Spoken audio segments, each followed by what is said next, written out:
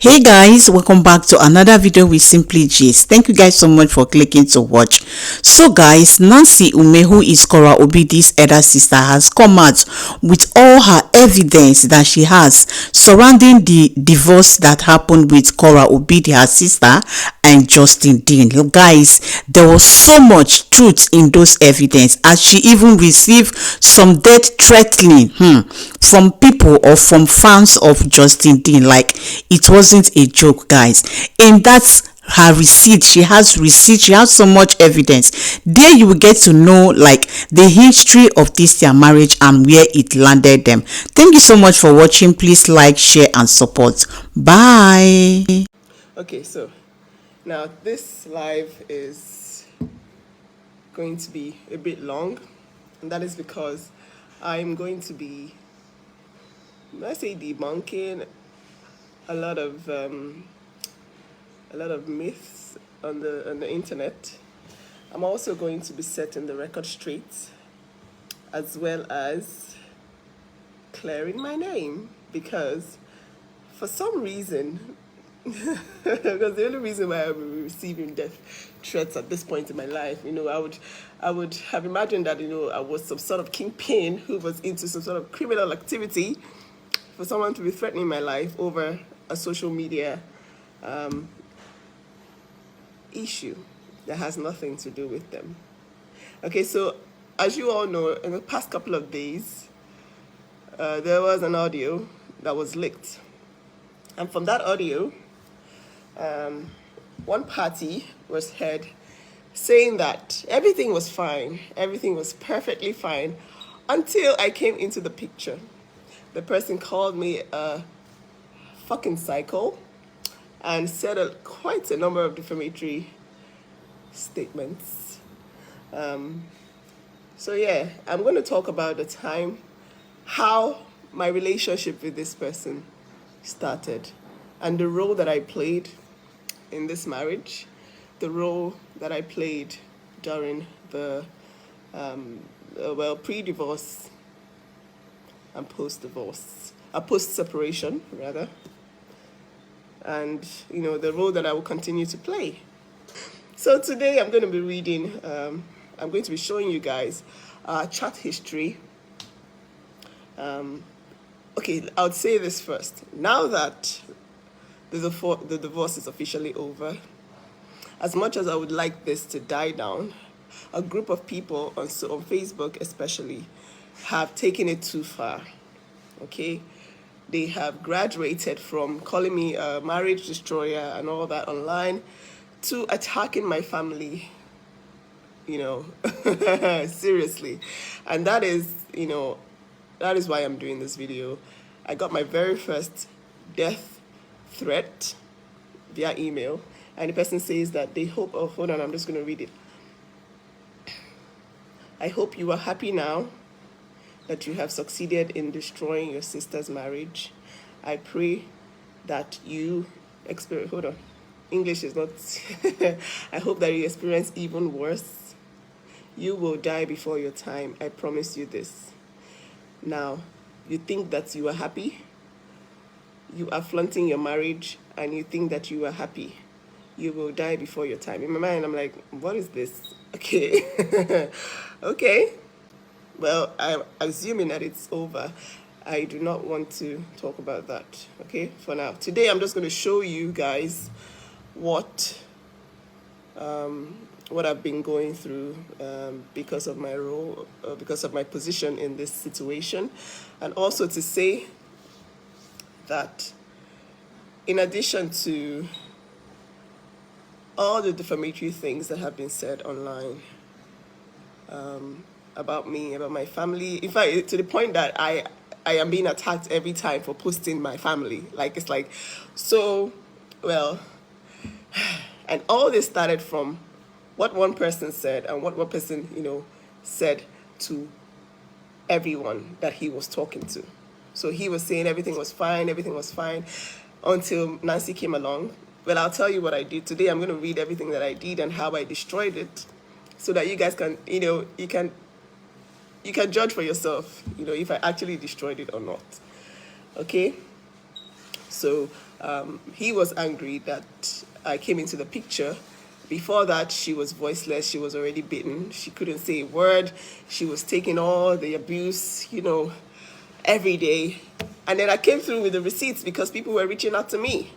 The only reason why I became a threat was because I came with the receipts. Everything that I said I had about him, I'm not even willing to talk about it now, but now you know that he can't even deny it anymore because he has confessed in his audio, okay, to doing them. So if I decide ever that this person is getting out of hand and that people need to know who he is, now you know why there's a beef with Nancy, because Nancy came out with the receipts, okay? So even the whole Brazilian girl thing, I was the person that came out with it, and that is what was the problem, basically.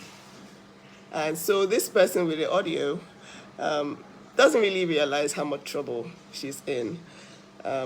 It's not trouble that's going to happen, that's going to, pan out now. It's something that, anyways, I'll just leave that thought. Of course, I've rejected that email. I've actually reported that email. Those 2 emails that said I was going to, lose my family, whatever.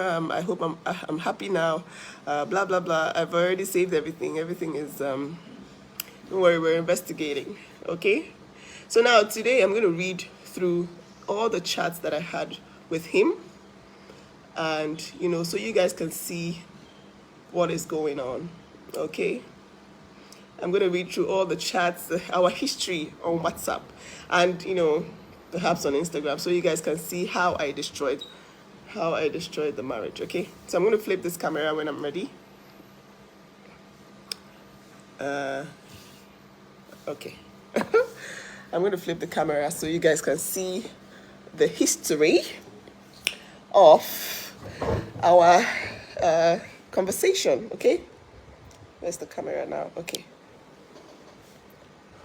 So what you are looking at right now is my phone, and this is the first chat that we had on this phone, because I did change my iPhone, and this was 30th of July 2001. Let me know if you can hear me, guys. Okay. So this was the first chat that we had, and then before that, myself and my sister had been going back and forth, with the fights in their marriage. Their fights was usually around. I'll show my face now. Let me just explain the context of the message that you are seeing. So they used to have fights about, I don't want her to post this. Or I want her to be a massage therapist, and she doesn't want to be. She wants to be in Hollywood. Everybody's telling her she's never going to succeed, and she's very stubborn. She doesn't want to do this. And in my mind, I'm like, you can't really force anyone to be anything, really. It's just leave them to pursue her dreams. It was always about, your sister is addicted. She's addicted to her phone. She posts too much online. She's always online. She's not making anything. And it was usually, we already talked about this earlier when myself and my sister did a live together about the history of the financial abuse, about how she was basically reminded every day she was nothing. And so they would have fights, and they would come and they would say, okay, so you are agreeing with her posting this, right? You are really, really supporting this. And I'm like, well, I really can't tell you guys what to do with your marriage, but I'll talk to her. That's what I kept saying, and that's what I kept doing, really. When they would have their fights, I would talk to her, they would apologize to each other, and life would go on. And then, it happened until it started to impact my own marriage. My own marriage started to suffer because I would be up all night. You know how the time difference is. My husband will wake up at 1 a.m. and find me mediating in the middle of the night. I'm basically settling fights and quarrels between 2 adults, and he'll be like, you know what, you need to, perhaps go to another room so that I can rest, because it was getting, and then the energy, you know how when you're exposed to a lot of toxic marriage energy, it starts to affect your own marriage, because you will be like, oh my God, how can this be happening?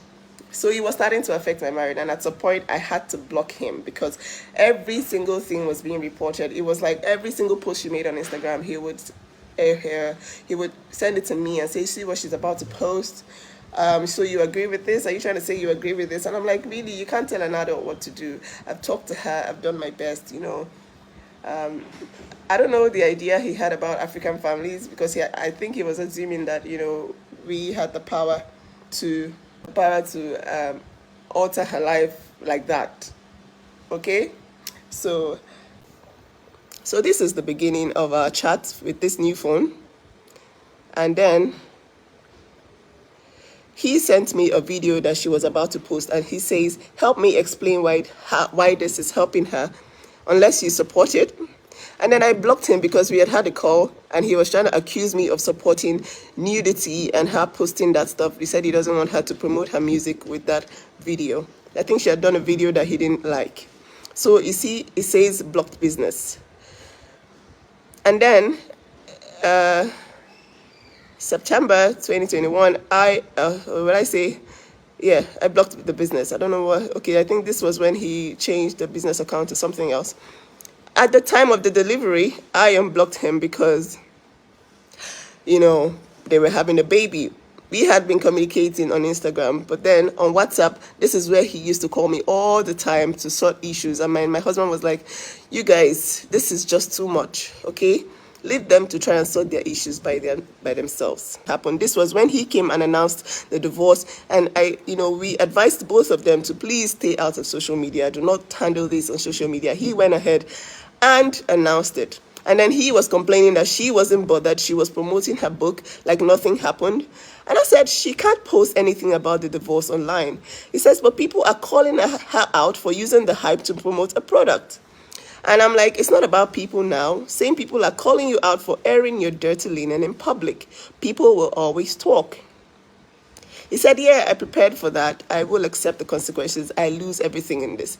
So bear in mind, this was when he had announced the divorce, and he started saying a lot of defamatory things about her online, talking about he will not be treated this way. He's sick and tired of being treated, blah, blah, blah. So now I said, please give her some time. I had spent all night talking to these people, and then I woke up to this news that he was divorcing her online. Okay, so I said, please give her some time. If you don't intend to make up ever, then try to avoid engaging her in a volatile way to make it less dramatic experience for your children, because I had witnessed their arguments in front of their children, and it was terrible. Okay, so I was trying so hard to make this a less traumatic experience for their children. And I said, your actions right now are saying otherwise. Did you contact a divorce lawyer already? Because he said he was going to get a divorce. We were trying to, sort this out. I told my sister to beg him. She went ahead, bought a cake, begged this guy. We're not going to get a divorce. And he was like, no way, I've already put it online because I don't want to go back on my actions. He says, no, I haven't gotten a lawyer. My actions are forced by her. And I said, okay, please, Justin, not yet. I told him, do not get a lawyer just yet, because I still had to talk to my sister.